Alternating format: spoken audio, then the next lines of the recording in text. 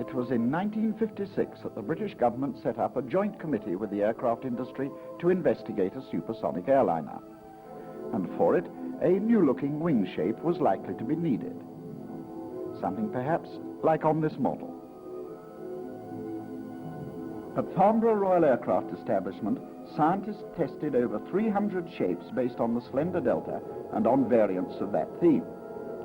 These are some of them.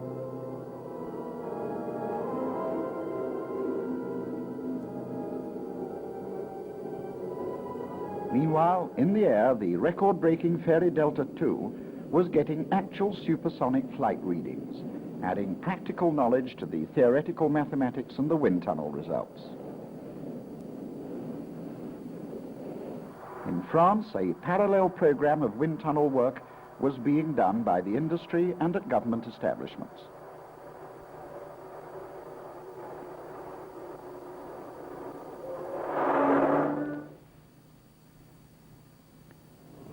French practical supersonic flight knowledge was also being logged. Sud Aviation had their Trident, powered by 2 jets and a rocket motor, an aircraft capable of twice the speed of sound.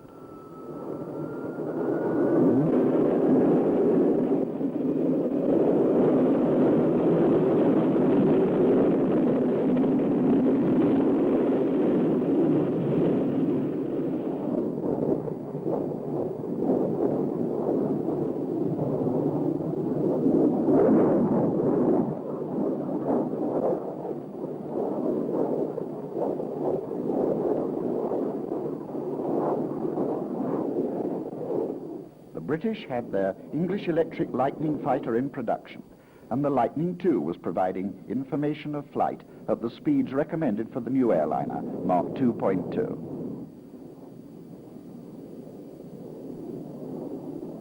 And so was the French Mirage. The Mirage had a delta wing form.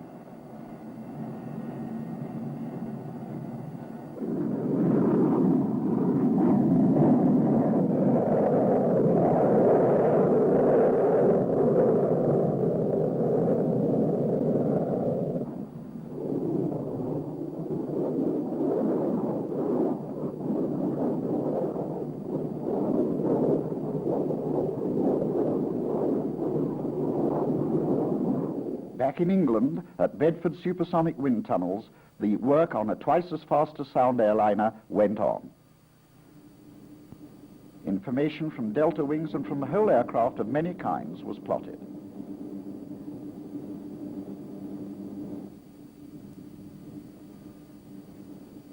But it was the OG, or wine glass winged aircraft, which was looking most promising.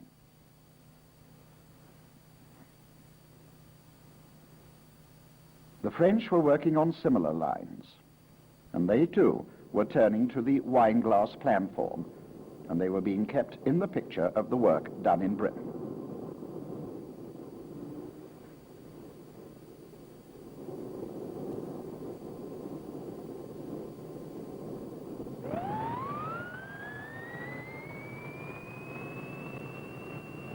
In 1961, Sud Aviation showed a model of its proposed Super Caravelle medium-range supersonic airliner. It had the OG wing, and it had 4 engines.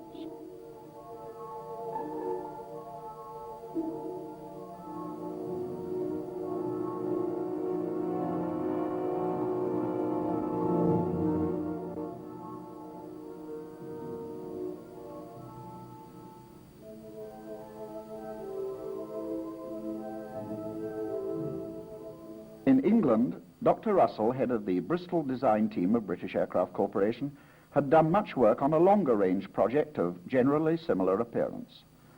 Originally, this had 6 engines, but later these were reduced to 4. The British and French governments decided to get together on a supersonic transport project, and British Aircraft Corporation and Sud Aviation were nominated to begin joint studies.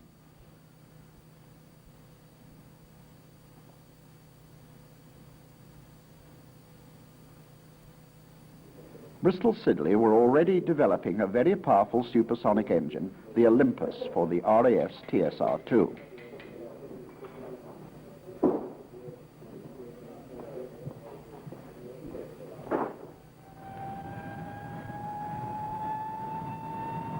Here is an Olympus on bench test.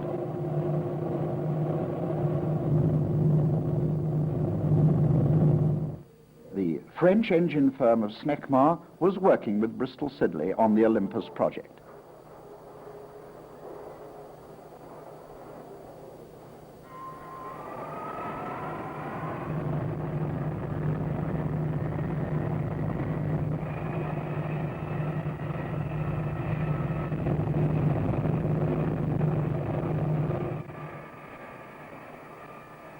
The Olympus was test flown in a Vulcan aircraft. It was demonstrated to the crowds at Farnborough.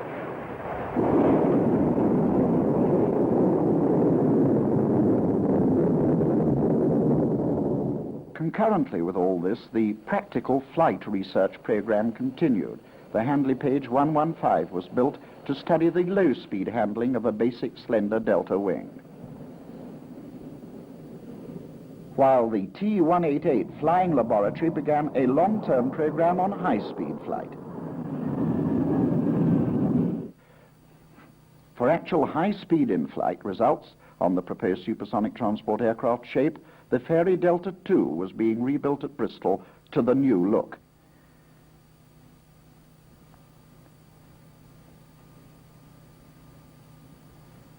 At Farnborough in 1962, a model of the proposed Anglo-French 1,500-mile-an-hour airliner, the Concorde, was shown for the first time.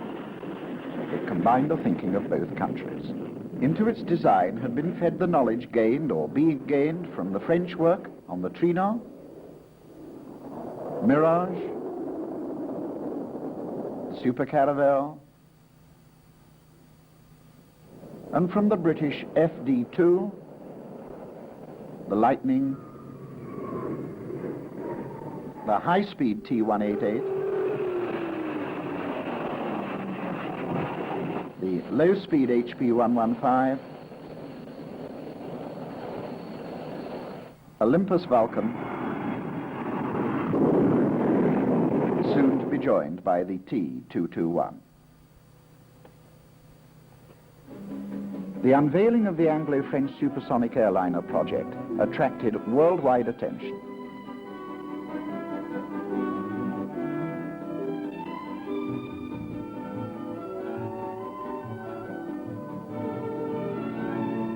By now, this great Concorde venture had been given the full go-ahead by both governments, and in 1966 this aircraft should be in the skies of Europe, and by 1970 it could be carrying passengers to New York in 3 hours and to Australia in 13, at no greater costs than those of present-day jets. But what of the passengers who will fly in this cabin, and of their comfort at 1,500 miles an hour? Well, at Farnborough, an entire passenger cabin is being heated to represent the outside air friction of Mark II. But modern air conditioning and cooling systems keep the occupants happy and comfortable. At the British Aircraft Corporation's Filton Works, mock-ups of the Concorde cockpit and the passenger cabin have been built. The cockpit mock-up can be raised hydraulically to represent the aircraft attitude in the final stage of the landing approach.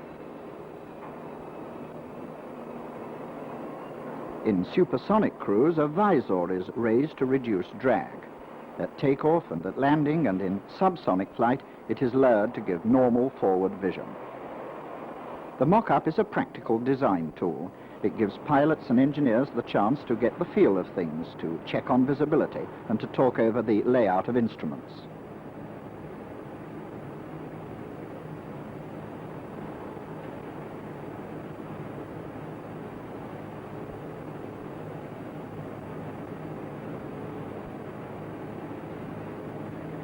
BAC experts have furnished the cabin mock-up to show first class 3 abreast and second class 4 abreast seating layouts.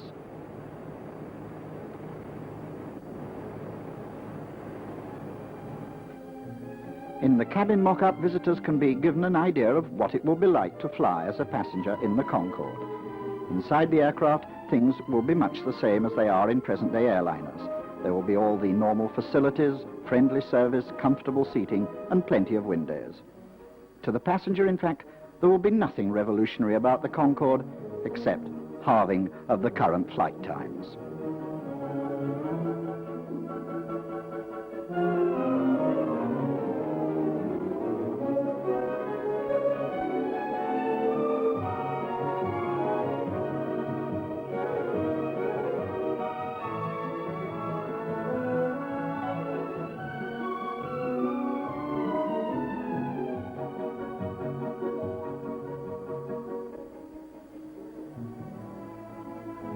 The formal signing of the supersonic airliner agreement took place in Lancaster House, London, on November the 29th, 1962.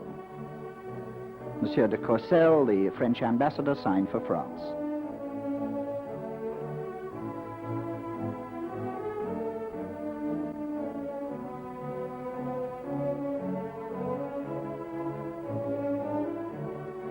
Mr. Julian Amery, Minister of Aviation, and the Foreign Under-Secretary, Mr. Peter Thomas, signed for Great Britain.